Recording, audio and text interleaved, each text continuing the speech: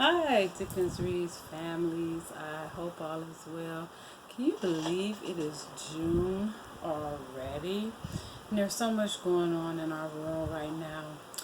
One of the things that I want to remind you of that is coming up that you may not know about is Juneteenth. Juneteenth, which is June 19th. And if you're not familiar with it, I encourage you to Google it. I'm not going to tell you what it is. I encourage you to Google it and do a little research on your own. And so, in honor of Juneteenth, I am going to read a book today called So Tall Within.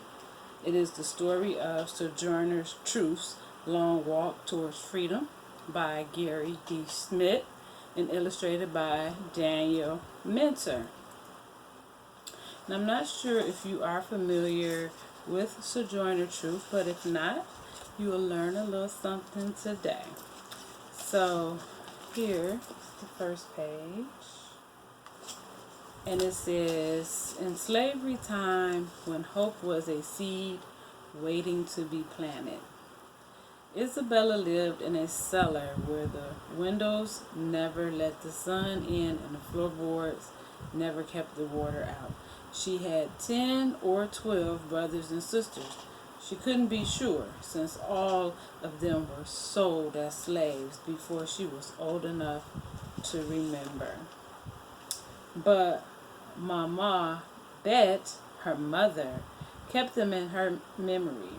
Sometimes at night she held Isabella and pointed to the skies over New York State. Those are the same stars, and that is the same moon that looked down upon your brothers and sisters, she whispered. And Isabella looked at those same stars and same moon, and she dreamed. When Isabella was about 9, she was sold for $100 along with a flock of sheep.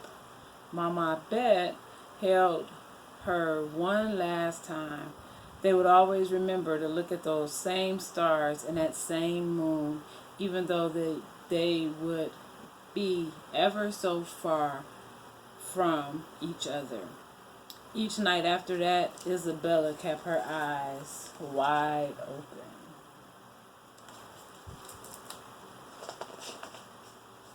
In slavery time, when happiness was a dream never coming true, Isabella was put to work.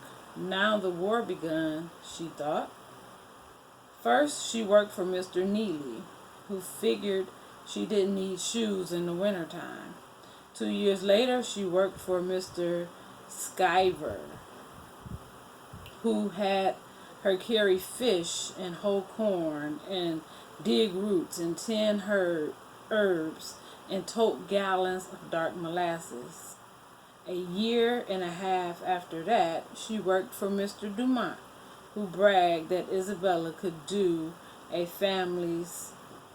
good family's washing in a night and be ready in the morning to go into the field. And she did, night after night, day after day, night after night, day after day, night after night, day after day. But sometimes she looked up at those stars and that moon, and she asked God if he thought it was right.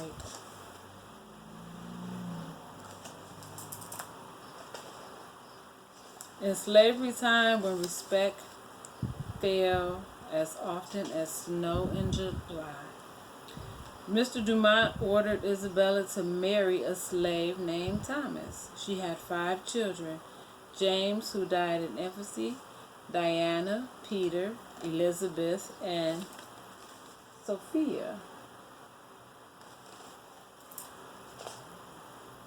At night, under those stars and that moon, she wondered if her children and her children's children would always be slaves too.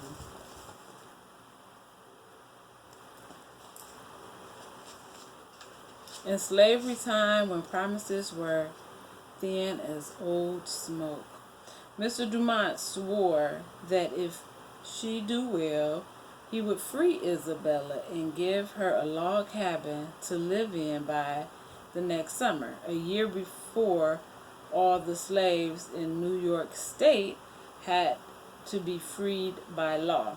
But the summer came and the summer passed. Oh, thought Isabella, I have felt as if I could not live. So that fall, after the work of the harvest was done, she held baby Sophia close and seized freedom with her own hands. Along the road, she came to a house of Isaac and Maria van Wagner. They welcomed her inside. They promised they would never abandon her. They were there when Mr. Dumont found Isabella. You've run away from me, said Mr. Dumont. No, said Isabella. I walked away by daylight. You must go back, he said. Isabella shook her head. I shall take the child, said Mr. Dumont. But Isaac and Maria kept their promise.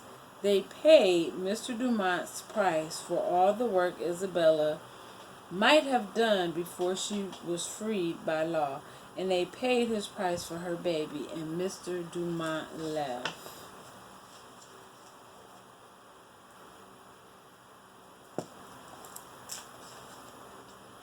Isabella asked Isaac and Maria if they were her new masters.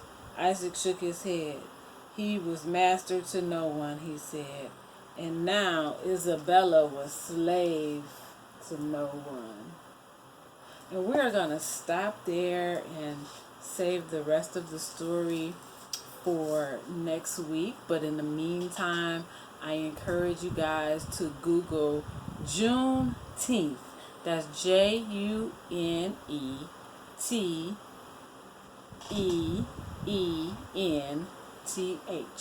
Google Juneteenth, and hopefully we can talk about it next week as we continue the story, So Tall Within, Sojourner Truth's Long Walk Towards Freedom. Until next week, happy reading.